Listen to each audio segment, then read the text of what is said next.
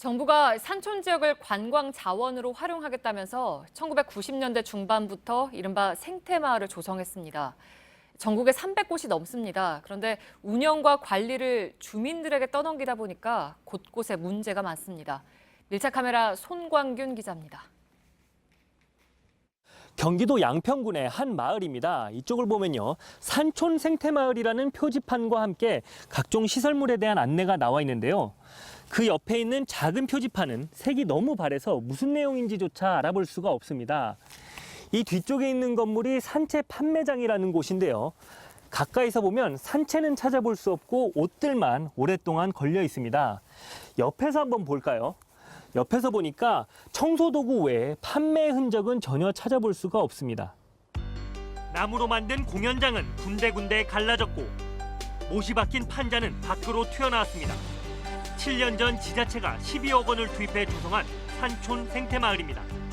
시설은 다양하지만 제대로 관리한 흔적은 찾기 어렵습니다. 씨름파는 모래 대신 잡초로 뒤덮였고 투숙객을 위해 만든 펜션은 수년째 개장 휴업 상태입니다. 5채 가운데 외지인이 월세로 빌린 2곳을 뺀 나머지는 빈방 일대가 더 많습니다.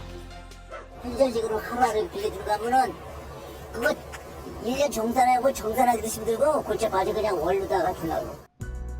또 다른 산촌 생태마을입니다. 10억 원을 들여 마을회관을 고치고 숙박과 체험시설을 갖춘 건물을 만들었지만 문은 굳게 잠겨 있습니다.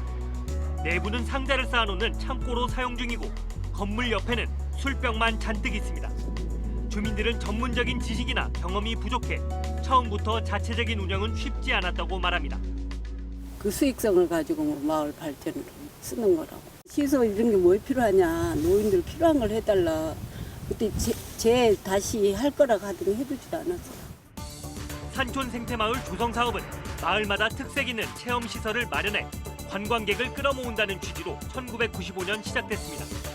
주민들의 의사를 수렴해 지방자치단체들이 신청하면 산림청이 검토 후 선정했는데 이렇게 만들어진 산촌 생태마을은 전국 312곳에 이릅니다. 하지만 사업이 중단되면서 예산이 끊기자 관리 책임은 사실상 주민들만 떠안게 됐습니다.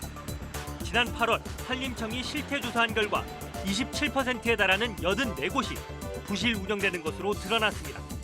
허가 없이 조성됐거나 용도 외에 사용하는 곳이 대부분이고 방치해놓은 경우도 있었습니다. 산림청이 예산을 다시 확보해 올해부터 지원을 재개했지만 여전히 부족하다는 목소리도 나옵니다.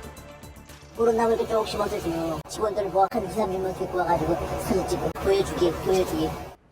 산림청은 홈페이지를 통해 모범 생태마을 홍보를 계속하는 한편 올 연말까지 개선 대책을 내놓겠다고 밝혔습니다.